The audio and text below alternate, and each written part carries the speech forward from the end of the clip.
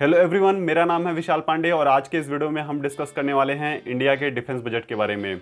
India का defence budget कितना है और हम अपने डिफेंस बजट को किस तरह से यूटिलाइज करते हैं और हमारे डिफेंस बजट में किस जगह कमियां हैं। साथ ही हम अपने डिफेंस बजट को चाइना और यूएसए के साथ कंपेयर करेंगे। मैं कोशिश करूंगा कि आपको इस वीडियो में सभी इशू को अच्छे से समझा पाऊँ, तो इसके लिए आप वीडियो को इन तक देखते रहिए। सबसे पहले आप ये देखिए, जो हमारे इंडिया का 2020-21 का बजट है यह है 30,42,000 करोड़। हमारी इंडियन गवर्नमेंट इतना पैसा खर्च करने वाली है। इसमें से जो हमारा डिफेंस का बजट है वह है 4,71,378 करोड़, यानी कि 65 बिलियन डॉलर। ये हमारे डिफेंस के ऊपर खर्च होने वाला है। हमारा डिफेंस पूरे बजट का 15.49% है। अगर हम अपने पूरे बजट की बात करें, यानी कि 30,42,000 करोड़ की, तो इसमें हमारी government agriculture sector, education sector, health sector और वेरियस सेक्टर पे पैसे खर्च करने वाली है।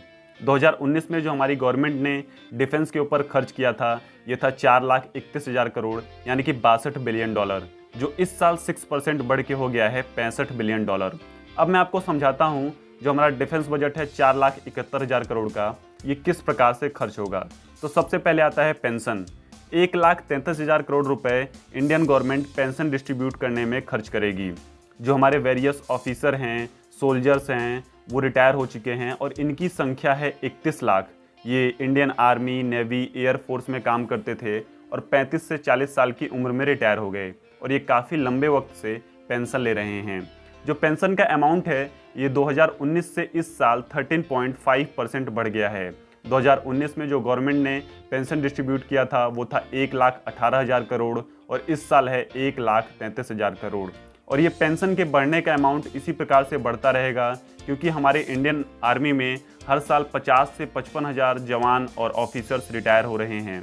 अगर हम पेंशन के अमाउंट को अपने डिफेंस बजट में से रिड्यूस करते हैं तो अब हमारे पास पैसा बचता है 3,37,000 करोड़। अब आता है नंबर सैलरी का। तो इस वक्त इंडियन मिलिट्री में 14 लाख यूनिफॉर्म जवान हैं जिन्हें सैलरी जाती है। वो army, navy, air force, various field में तैनात हैं। अगर हम अपने डिफेंस बजट को देखें तो सैलरी और पेंशन मिला के 60% बजट यहीं पे खर्च हो जाता है। फिर एक लार्ज अमाउंट जाता है मेंटेनेंस के लिए, जो हमारी टैंक्स हैं, गन्स हैं, सबमरीन्स हैं, शिप्स हैं, इनको मेंटेन करने के लिए। फिर फाइनली जो पैसा बचता है वो जाता है न्यू वेपन परचेज करने के लिए, हमारी इंडियन मिलिट्री को मॉडर्नाइज करने के लिए। हमारे डिफेंस बजट में से जो इंडियन मिलिट्री को मॉडर्नाइजेशन करने के लिए अमाउंट बचता है वो है 1,18,000 करोड़ और इतने में इंडियन मिलिट्री का मॉडर्नाइजेशन होना काफ़ी मुश्किल है। हमारे मिलिट्री में जो आर्मी है, नेवी है, एयरफोर्स है, इनको नए नए इक्विपमेंट्स खरीदने हैं, नए नए वेपन्स खरीदने हैं। एक बार हम अपने इंडियन एयरफोर्स की बात करते हैं, जिसे 1,18,000 करोड़ के अमाउंट में से 38% अमाउंट मिलता है, यानी कि 43,000 करोड़। और हमारे इंडियन एयरफोर्स ने पहले से ही 47,000 करोड़ की डिमांड की है। इसमें से राफेल, S-400 और यूएसए से हमने अपाचे हेलीकॉप्टर और चिनूक हेलीकॉप्टर खरीद रखे हैं, जिनकी पेमेंट अभी जाना बाकी है। कई बार आप लोग सोचते होंगे कि हम लोग S-400 के बारे में सुन तो 3-4 साल से रहे हैं, लेकिन अभी तक S-400 आया नहीं।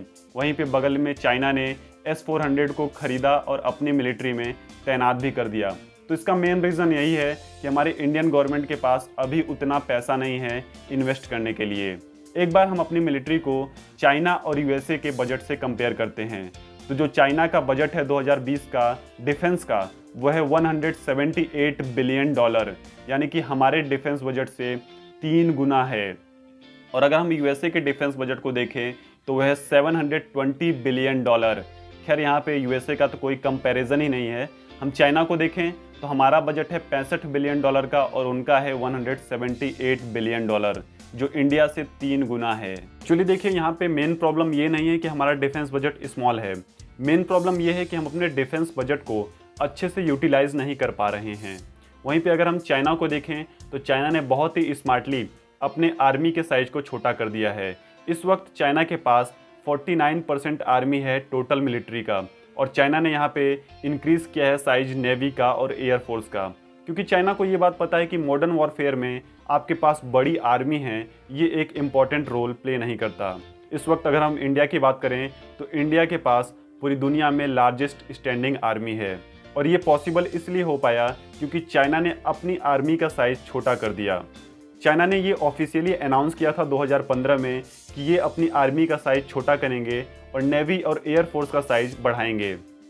और चाइना ने बहुत ही स्मार्टली ये 5 साल के अंदर कर भी दिखाया। अगर आप अपनी आर्मी की साइज को छोटा करते हैं तो यहाँ पे आपके पेंशन का खर्चा, सैलरी का खर्चा बचता है और वो पैसा आप खर्च करेंगे अपनी मिलिट्री को मॉडर्नाइज करने के लिए। हमारे कंट्री में ये कब होगा अभी तो कुछ पता नहीं और अभी ना ही इस पर कुछ बात हो रही है। अगर हम इंडिया में टोटल नंबर की बात करें तो इस वक्त इंडिया के पास 14 लाख एक्टिव मिलिट्री फोर्स है, जो दुनिया की दूसरी सबसे बड़ी मिलिट्री फोर्स है। सो इस वक्त इंडियन गवर्नमेंट को यही करना चाहिए कि वो भी आर्मी की साइज को छोटा करें और नेवी और एयरफोर्स की साइज को बड़ा करें। तो क्या ये पॉसिबल है? इस वक्त इंडिया के लिए ये काफ़ी डिफ़िकल्ट है क्योंकि इंडिया में एम्प्लॉयमेंट की बहुत ही ज़्यादा कमी है।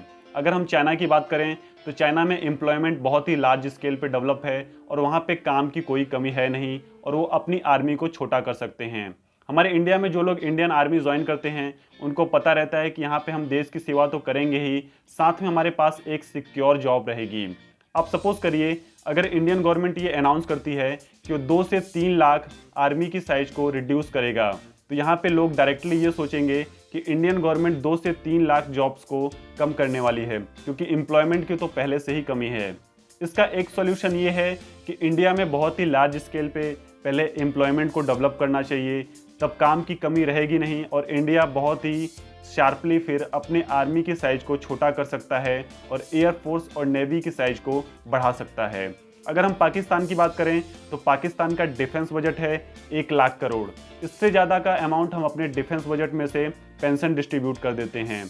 उसके बावजूद पाकिस्तान ने बहुत सारे रेडार, एंटी जैमिंग जैसे इक्विपमेंट्स परचेज करके रखे हैं। तो करेंटली इंडिया के लिए ये एक बड़ी प्रॉब्लम है। आज के वीडियो में इतना ही। Thanks for watching.